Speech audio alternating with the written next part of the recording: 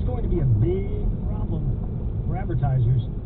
When you're asked whether or not you want to be tracked or not, the majority of us say no. The whole privacy protection is new from Apple, who announced it back in January. So imagine Rush talking to you right now while updating any number of devices. This is what it sounded like just last July. By the way, I'm running a beta. For those of you who run public betas of Apple's new software updates, you know, every summer in June, Apple introduces in beta the new operating system that they release in September.